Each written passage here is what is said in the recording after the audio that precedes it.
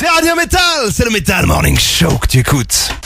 Depuis les geôles de l'enfer, le Metal Morning Show. Ça y est, comme promis, on y est. Et nous quittons les geôles de l'enfer pour nous rendre, peut-être, vers le Valhalla. Enfin, ça, on va voir, c'est une surprise. On est avec Christophe de Scald. Bienvenue dans le Metal Morning Show, Christophe.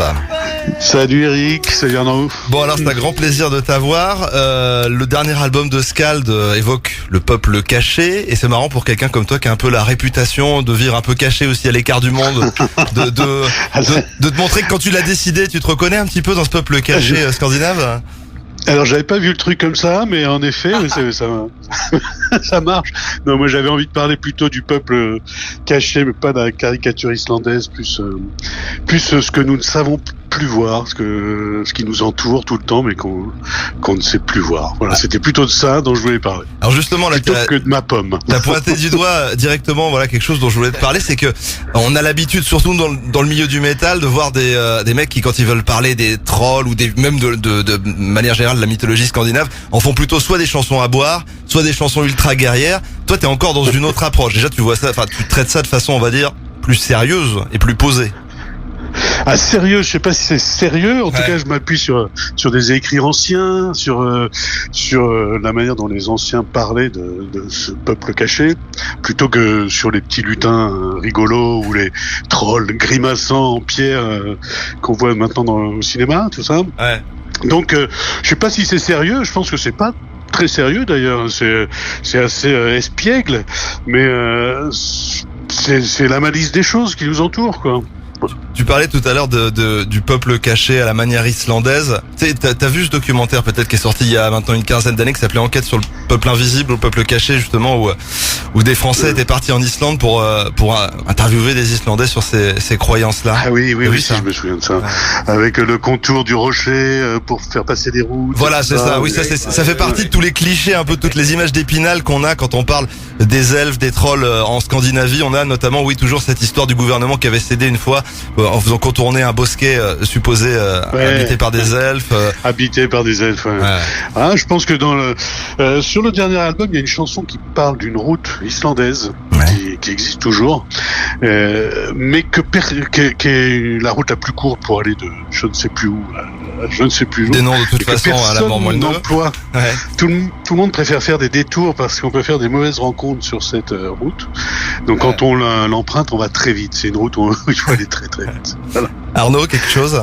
Non, mais simplement pour revenir sur la genèse de Scald, d'où est venue cette idée de vouloir explorer cet univers? Alors, cet univers, moi je suis dedans depuis un moment quand même.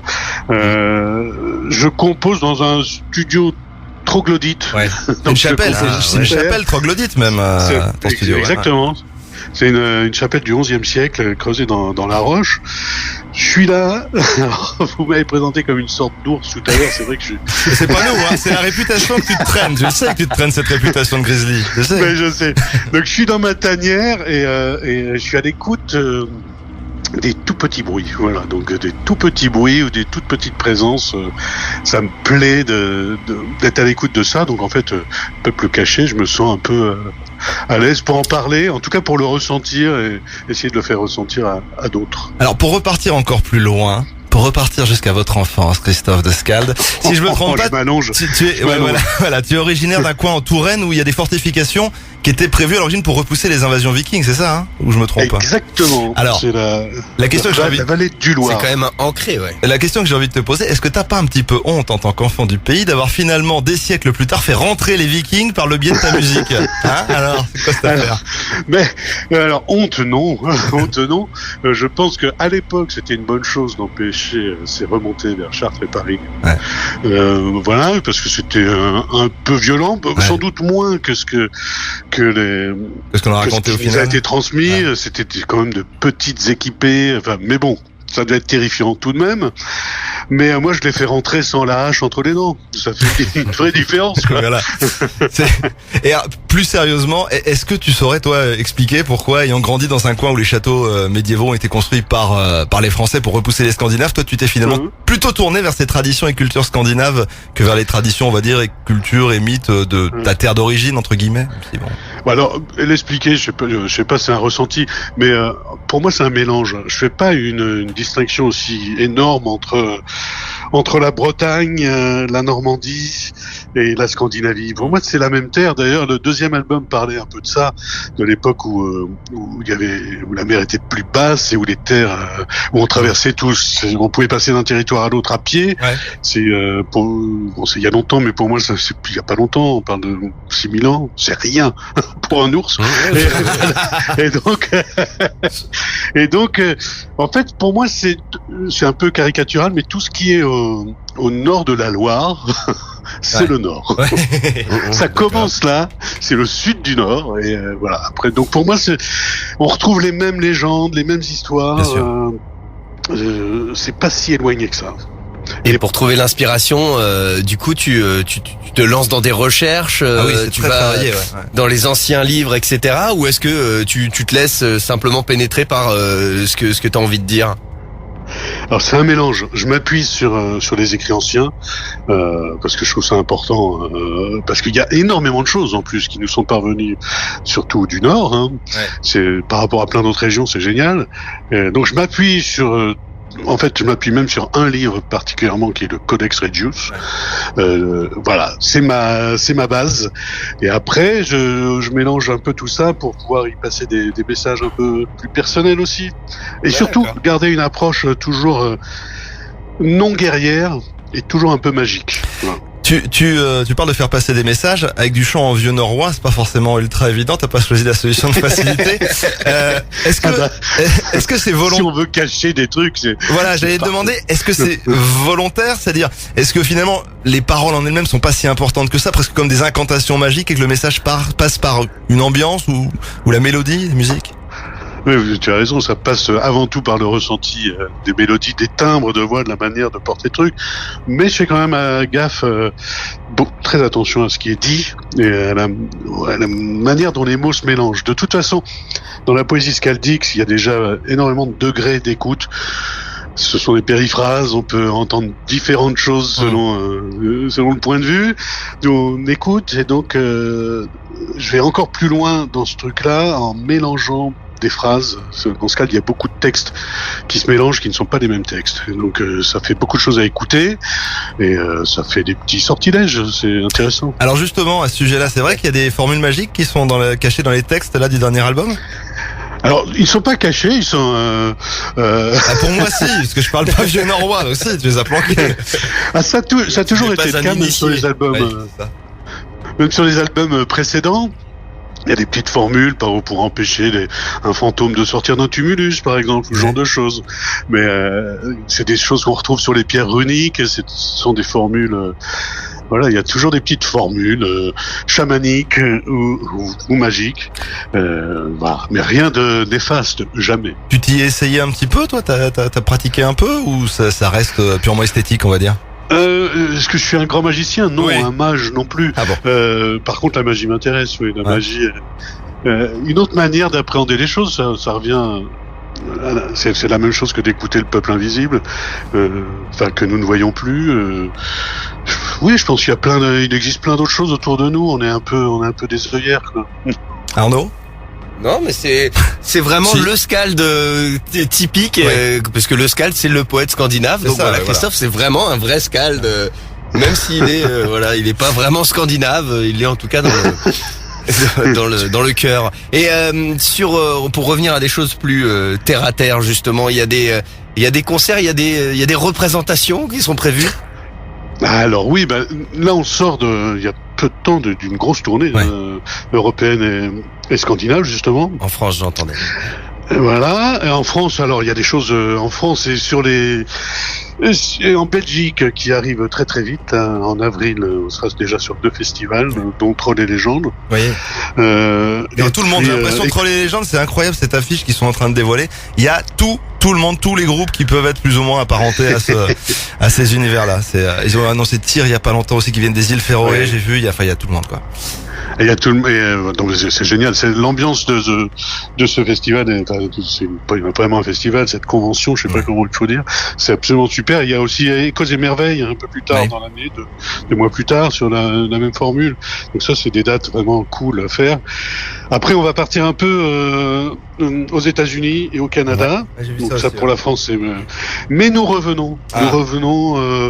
Allez, à l'automne, après, on fait une nouvelle tournée européenne, et à l'automne, il y a pas mal de dates en France. Oui, il y a déjà, au mois de mai, il y a Toulouse, et puis au mois de novembre, il y aura Paris, l'Élysée-Montmartre, c'est ça? L'Élysée-Montmartre, qui sera à la fin de la tournée d'automne, justement. D'accord. On parle de concerts, de public, on parle de festivals aussi. Toi, tu viens, je crois, un peu de la musique électronique au tout début. T'as travaillé aussi pendant longtemps, et puis encore un petit peu, je crois, avec des grands noms de la variété française. Aujourd'hui, tu fais ce qu'on peut qualifier éventuellement de néo-folk tendance viking. Au final, tu te retrouves à parler sur radio métal. C'est quand même vaste comme champ musical, ça, non? C'est assez inattendu, et à la fois ça prouve l'ouverture qu'il y a chez tout le monde, quoi. Moi, j'étais un musicien de session, spécialisé dans la musique programmée. Donc voilà, j'ai fait ça pendant quasiment 20 ans, et c'est génial. J'étais tout le temps en studio sur des tonnes de projets différents. Alors on parle souvent des trucs français, mais j'ai fait beaucoup de trucs à l'étranger aussi. Et voilà, donc à la fois, je suis pas responsable de tous les projets qui sont sortis. Des fois, on m'associe à des trucs. Voilà, et moi, j'ai passé une après-midi à programmer 3 sons sur un album, et on me le met dans la gueule. Mais autrement, ça va. mais au final, pardon, excusez-moi, madame, la relation avec le métal, tu as une relation avec la musique métal, heavy metal, ou pas du tout? Un petit peu, il y a des reprises notamment qu'il a faites qui peuvent indiquer qu'il y a quand même des accointances. Bien sûr, mais est-ce que tu évolues un petit peu dans la musique métal ou pas? Métal, non. Franchement, je m'intéresse à la musique métal réellement depuis 2017-2018 et le début de Scald. En fait, c'est la musique traditionnelle qui m'a amené au métal. Et par un détail au départ d'un texte où j'avais trouvé dans un émissaire turc qui décrivait les voix des Scandinaves de la période viking, comme il disait que les voix, ils n'avaient jamais entendu un son aussi laid sortir d'un gosier. Bon, c'était par rapport à la musique savante turque de l'époque, j'imagine que c'était. Donc ça m'a intrigué. Je me suis dit, mais qu'est-ce qu'il a entendu, ce type? Et j'ai tout de suite pensé au growl, au chant guttural, tout ça. Et du coup, ça faisait sens d'avoir tout de suite des chanteurs issus du métal dans Scald. Mais la musique de Scald n'est pas du métal. Voilà. Et alors, à l'origine, justement, la question qu'on peut se poser aussi, c'est quand t'as lancé Scald, est-ce que tu doutais effectivement que t'allais quand même récupérer un paquet de mecs de chez nous, là? Ou est-ce que t'as été le premier surpris de dire, mais qu'est-ce que c'est, mecs avec des t-shirts, tout en noir, mais comment ça se fait que ça t'intéresse à moi? Je pensais vraiment évoluer plus dans un milieu, entre guillemets, de world music, musique du monde, mais tout en sachant quand même que je faisais un truc un peu plus dur que la musique du monde. Voilà, parce que ça me plaît, et du coup j'étais surpris, mais je m'y suis vite fait, et en fait la plupart des festivals, y compris les plus durs, ça se passe super bien, quoi. On se sent à notre place, quoi. Et oui, c'est parce qu'il y a beaucoup d'influences viking dans le métal aujourd'hui, hein. Forcément, ça fonctionne. Mais on est assez loin d'Amon Amarth à la fois et de ce genre de choses. Tu draines quand même une partie, en tout cas, du même public. Peut-être que en plus t'as la carte authenticité, pour toi, qui fait que quand les mecs veulent passer pour des mecs un peu plus instruits auprès de leur belle-mère, ils disent non mais moi Amon Amarth, d'accord, mais attention, j'écoute Scald. Tant mieux si ça se passe comme ça. Bon, et alors 2 mots, parce que je sais que je crois savoir que tu veux surtout pas qu'on résume Scald à ça. 2 mots à propos des reprises qu'on évoquait tout à l'heure, les covers aussi. Oui. Justement, il y a notamment la fameuse reprise de Rammstein là, qu'on avait déjà passée dans l'émission, etc. Donc du coup, c'est quoi? C'est après coup finalement que tu te retrouves à dire tiens, on pourrait faire une reprise de Rammstein, mais c'est pas ta culture du tout. Bah, de faire, bosser sur plein de titres issus de toutes musiques différentes, ça je l'ai toujours fait, je peux me glisser dans plein de musiques, mais le fait de faire des covers avec Skald, en fait c'est parti sur le premier album, il y avait ce cover de Björk, Oui, Yoga, ouais. voilà, qui s'incluait parfaitement sur l'album à mon sens, et puis ensuite c'est parti un peu Il y a eu les White Stripes, joke, hein. Seven Nation Mais Army. il y a eu Seven Nation Army, ce genre de... Voilà, on a repris les Floyd, on a repris The Doors.